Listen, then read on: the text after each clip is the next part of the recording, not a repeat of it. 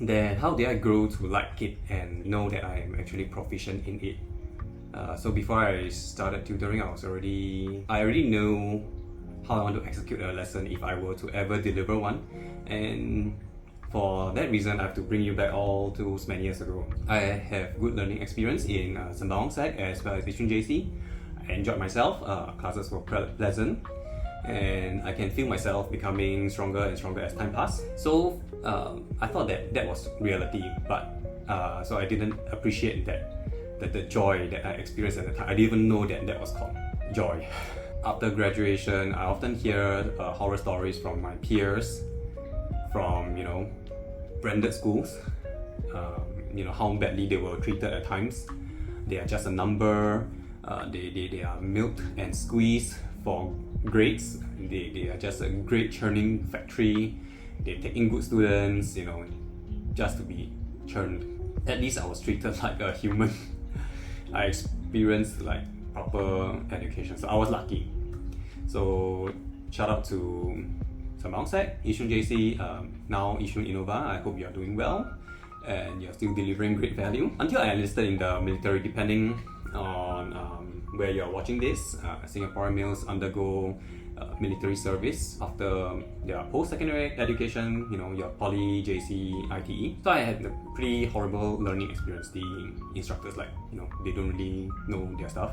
There's no coordination and teamwork between them, between fellow instructors. They don't know what kind of learning outcome they want to execute, they want to create for their trainees. Always making a lot of jokes at the expense of their trainees. They quarrel between each other in front of trainees, blaming trainees for everything. Definitely not a safe place to ask questions, to clarify doubts, to make mistakes. A lot of broken promises, cases of trainer ego, trainer self-esteem problem. They just don't know what they want for themselves and the learning outcomes of their trainees, which I think as soldier training, soldier education is quite sad and quite detrimental to the country even, right? Not just the person, because you put this soldier, or even worse, we were in military leadership training. If you put him out there with poor ideas of what to execute as a leader, then how are they going to lead and influence their team to create a better outcome? It was really some really troubling time. There's also a question whether training and learning outcome is even a priority to them, or they just want to execute and finish the day. Okay, so the first story is about this flag raising experience. So I was assigned to be like the team leader. Then the next morning we were supposed to get the soldiers ready to go for a certain exercise by a certain time. So the duty officer that is not our trainer, in the morning told us to supply some soldiers over to execute the flag raising. So I sent some soldiers there. Then after that, there was some rescheduling that's going on, and the trainer realized that I have sent soldiers to do the flag raising and wasn't too happy about it, because schedule has to be pushed back and things like that. Then they got angry, and then they used a lot of very colorful language, and I felt that was how would I have known that was to be done? How would I have access to the schedule? How would I have foreseen? This is something that only trainers have the access to, and this is something of their responsibility, but they are not covering their own blind spot, yet they are just pushing the blame onto their trainees like it's nothing. They have the cheek to do that just because they have the power to do that without guilt. And I felt that was quite morally wrong. If you are a trainer, you have already graduated from military leadership, and then you are not covering your blind spot. What message are you sending to your trainees, right? So yeah, the next one will be the helipad experience. So in military exercises, if you want to signal the helicopter to land in a particular spot, you have to go dig little holes in the ground in a formation of a certain letter for them to identify you in the area. So through our mission planning, this is the location that we're supposed to dig the holes, to put the little xylem stick in to form the letter. Then after that, the first instructor was like, okay, good job, okay, this is the correct way. Then he left and he dealt with other things. And then another instructor came and said that, okay, this is wrong, this is bullshit, cover everything up, redo.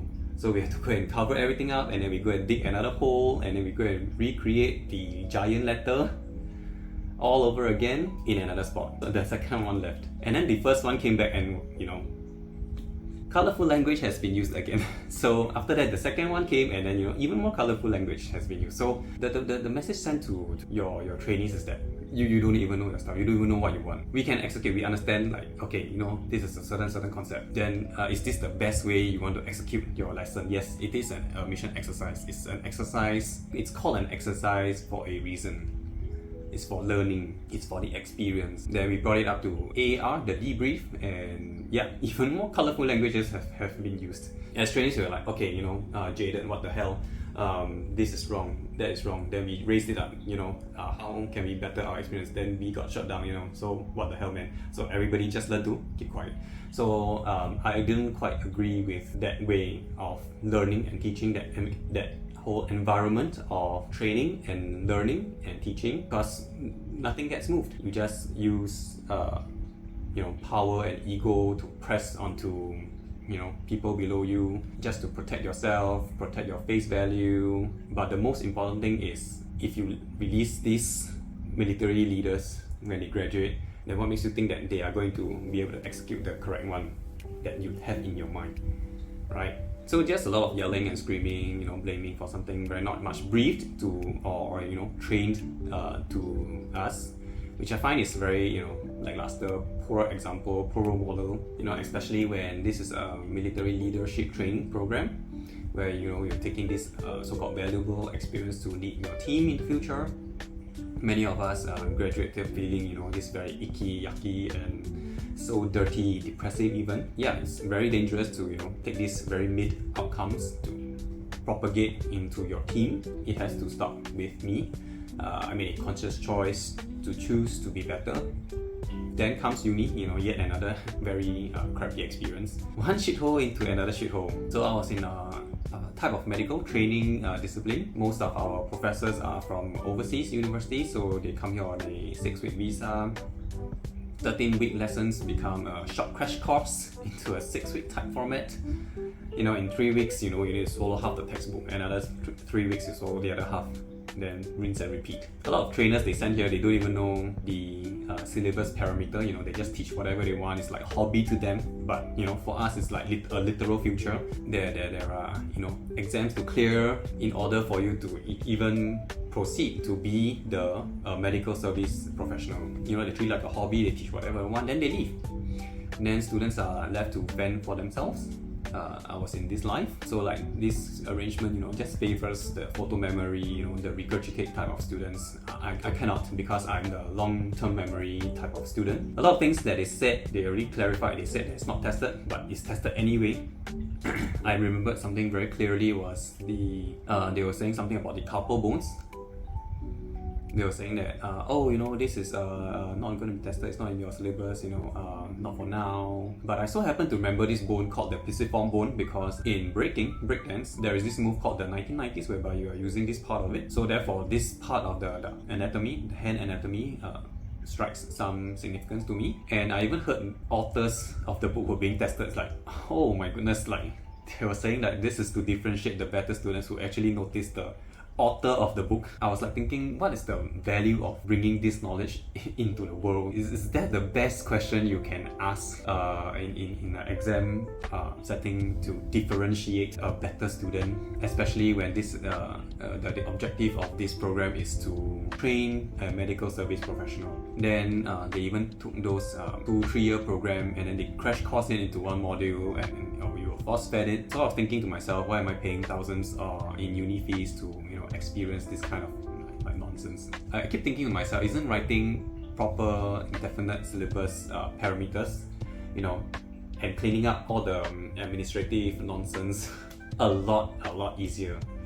This is a huge waste of people's time, future, money. It was a huge mess, I would say. So in that time, my brain went into a very horrible place. I think all of us as medical students in that program, we felt that, I keep harping on, how a good education should look like, should feel like, should be experienced, should be planned, how it should be executed, what the output should be, and what the student should be able to accomplish independently, and we should actually just train for that. And then I thought it's a lot more efficient to say that, hey, this is the outline parameter, let's train for it.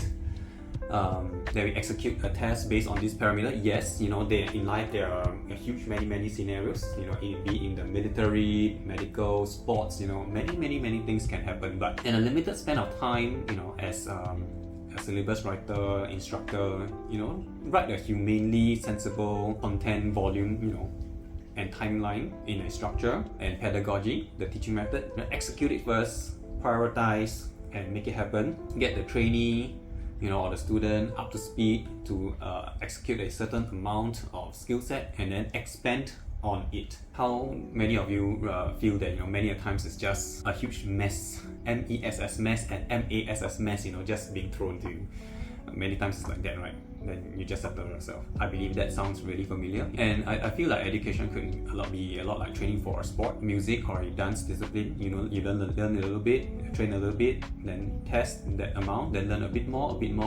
So when I took my first students, I had all these things, all these values and all these principles in mind, and then valedictorian A1s. So I was like, yeah, I do enjoy bringing people up, empowering people, making them independent.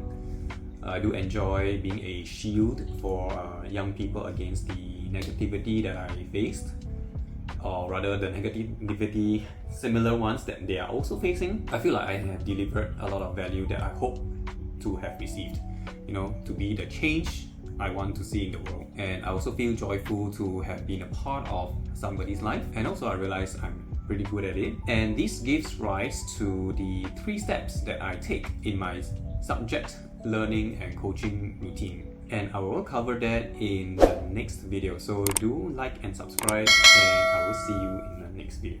Bye.